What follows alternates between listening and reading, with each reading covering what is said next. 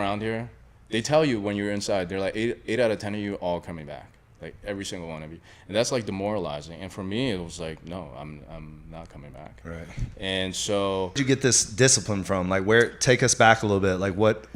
So this discipline definitely was not like something I was born with. So I grew up in New York City. I grew up in Queens in a terrible neighborhood. I was in the wrong crowd of people, and growing up and playing in the park, playing basketball, got introduced to the wrong group of people and started to go down this rabbit hole of chaos. And being a first generation here, my parents came here. So my dad came here through asylum, and I came to the U.S. when I was 4 years old. That was the first time I saw my father. So once my father found out that my mom was pregnant, he fled China and then came here. And when I first saw him was actually at JFK, like on the landing strip where you still like went down the stairs off the plane. And so that's the first time I saw him. But the reason why I bring that up is because as a first generation Asian, the expectations are so high. The sacrifices that they make are tremendous. And like looking back at it, it's not even comparable. It's not even comparable to what we consider sacrifice today. They literally gave up their entire lives for that, and the expectation was so much. I think I crumbled because of that. I was put in piano class, I played the violin, I played the cello for a little bit. I was put into language classes, stuff like that, just because they wanted the best for me. But at the time, I just like said no to everything. And by saying no, I don't know, I just felt like my whole life I've always been a rebel, and to this day I am a rebel. And that being in the wrong crowd of people caused me to go to juvenile detention when I was 13. So in New York? In New York, yeah. So I'm sure that wasn't exactly no, that was not ideal. The fondest place. No. Yeah, so I got arrested and I did 18 months upstate New York, and that kind of changed the entirety of my life and how I perceive life in terms of my day-to-day was molded through that. So every single day you woke up 6 o'clock, lights are on, you're brushing your teeth at 6:30, you make your breads military style, they literally like rank how you make your bed per day, and then based off of that you get certain activities added on to your day. If you Did they measure the crease and all that? Yeah. All of that, the alignment of like, that's where my OCD comes from actually. Okay. So the alignment of the lines of like the bed sheets itself has to be like the same, parallel to like the bed lines and the borders. So that taught me consistency. That also taught me how to be incredibly neat, because I saw people around me, like no matter how bad you were, everybody was making their bed because there was a reward at the end, right? And so I've always kind of correlate that with like, the reward comes because of consistency. And so that's where it started to get ingrained.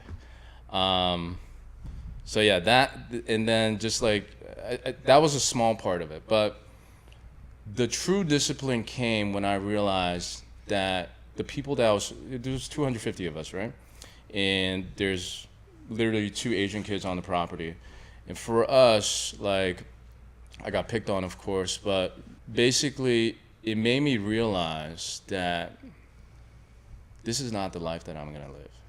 Like, the people, every single thing that I did after I left was to never ever put myself in that position again, because that for me was absolute rock bottom. Just because like, I came out of 15. All my friends that I had known had all gone to high school in different places around the city, and like, so I kind of lost my friend group. And the people that I trusted the most, my parents, were, essentially I didn't really trust them anymore, because they were the reason as to why I ended up getting sentenced. I mean, I blame them for that, but it's not really their fault. It was because I was going through the wrong route.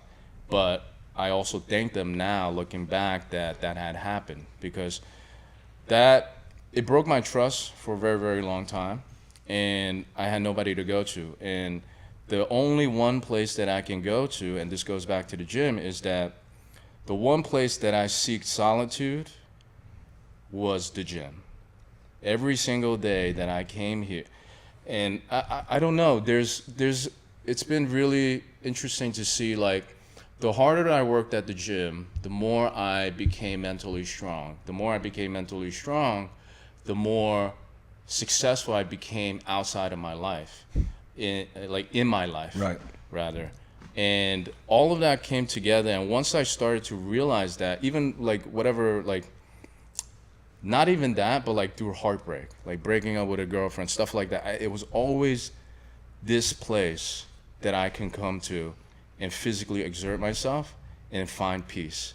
And that for me is kind of the reason why I am the person I am, like this discipline, and like I know what it's done for me, I know what it could do for me, and I know what kind of person I become because of that.